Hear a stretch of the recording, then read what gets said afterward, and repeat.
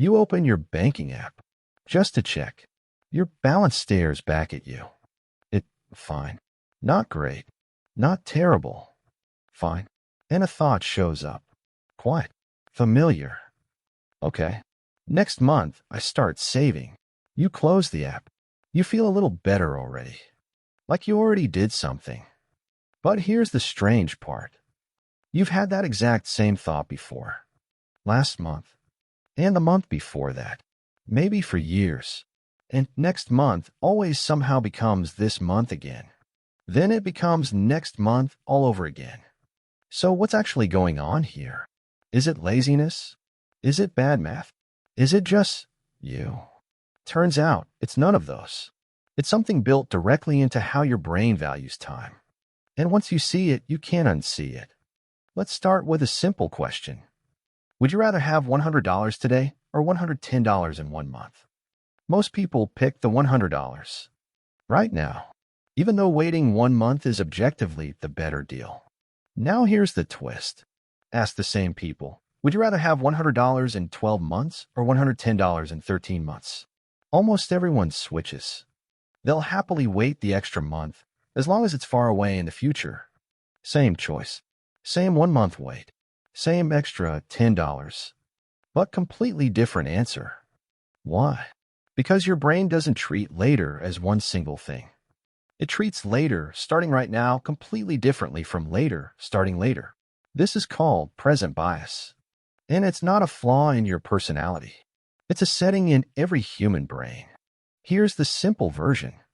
Your brain has two very different systems fighting over every decision. One system lives entirely in the present. It wants comfort right now. It wants the coffee, the takeout, the new pair of shoes today. The other system can think about the future. It can plan. It can imagine consequences years away. The problem is the present system is loud. It's fast. It's emotional. The future system is quiet. It's slow. It's logical. So when next month is far away, your calm, logical future thinking system gets to make the decision. Sure, I'll save more next month. That sounds responsible. But when next month actually arrives, it's not the future anymore. It's the present. And the loud emotional system takes back the wheel. This is why your future self always sounds so disciplined, and your present self never quite lives up to it.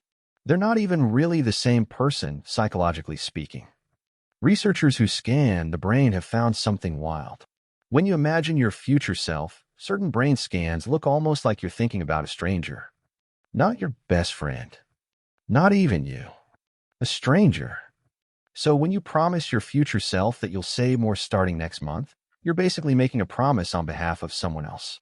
Someone who isn't in the room to argue. And when next month arrives, that stranger is suddenly you again, facing the same temptations, with the same loud, present-focused brain, making the exact same trade-off all over again. Now, here's where it gets even more interesting. This isn't really a math problem. If it were, you could just calculate the right answer and be done. It's a design problem.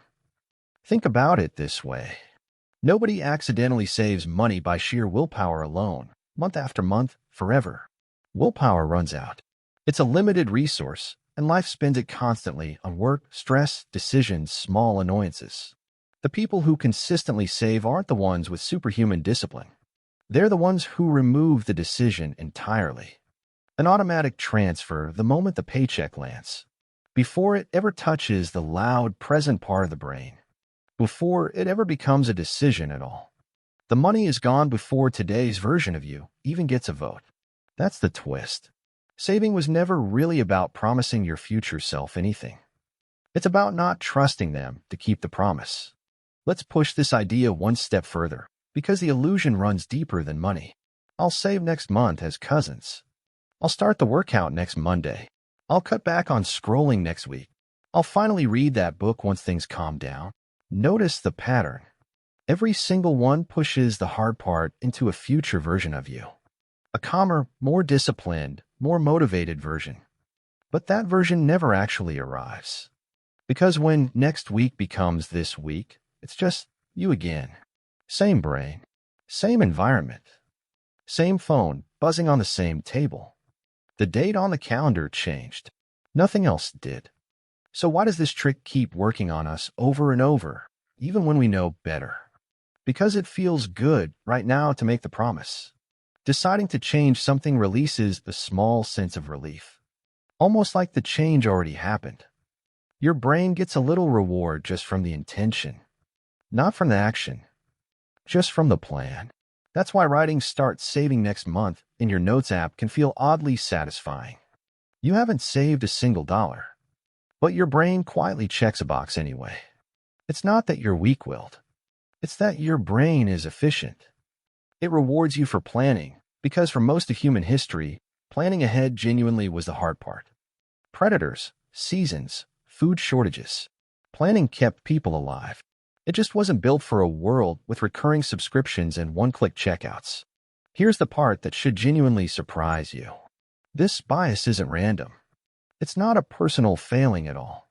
It's an old survival tool running on hardware designed for a completely different world. For most of human history, the future was extremely uncertain. A meal today was worth infinitely more than a promised meal next season. Waiting could get you killed by starvation, or by someone else grabbing what you were saving. So brains that grab the reward now and worried about tomorrow later actually survive better. That instinct never got the memo that the world changed. It's still running. Quietly. Every time you open a banking app and think, next month, now let's bring this back to you today. Not as a lecture, just as a mirror. Think about your own next month list. It's probably not just savings. It's the gym membership you'll really use soon. The side project you'll really start once work slows down. The relationship conversation you'll really have once things feel calmer. None of those are about laziness. All of them are the exact same trick. Your calm, future-thinking brain making a promise your loud, present-thinking brain never signed up to keep. And the wildest part, you'll probably have this same thought again next month. Unless something about the actual system changes. Not your motivation. The system. So what actually breaks the loop? Not more willpower. Not a better pep talk to yourself. Removing the decision from the moment it's hardest to make. An automatic transfer on payday instead of a manual one at the end of the month. A gym bag already packed by the door instead of a decision made at 6 a.m. A recurring calendar reminder for that hard conversation instead of waiting to feel ready. None of these rely on future you being braver, calmer, or more disciplined than present you. They just quietly take the choice away from the version of you that's most likely to cave. That's not weakness. That's just understanding how your own brain actually works instead of fighting it every single day. There's something almost relieving about this once it clicks. You were never the problem. Your brain was just doing exactly what it evolved to do. The goal was never to become a person who never wants the coffee, the shoes, the takeout right now. That person doesn't really exist. The goal is to design your life so the right now version of you and the next month version of you aren't constantly negotiating against each other. Small systems, automatic decisions, things set up once so you don't have to win the same argument with yourself over and over every single day. So next time you catch yourself thinking, I'll save more next month, pause for 1 second. Ask yourself honestly, is next month you actually going to be a different person? Calmer? More disciplined? Less tempted? Or is it just going to be you again, standing in the exact same spot, having the exact same thought? If it's the second one, and it almost always is, then the plan isn't the answer. The system is. You open your banking app again. Same balance. Same familiar thought trying to show up. Next month, I'll start. But this time, you notice it. You catch the illusion in the act. And instead of closing the app and feeling like you already did something, you set up one small automatic thing. Something that doesn't need next month's you to show up braver. Because next month's you is going to be exactly like today's you. The only question is whether today's you built a system smart enough to plan for that.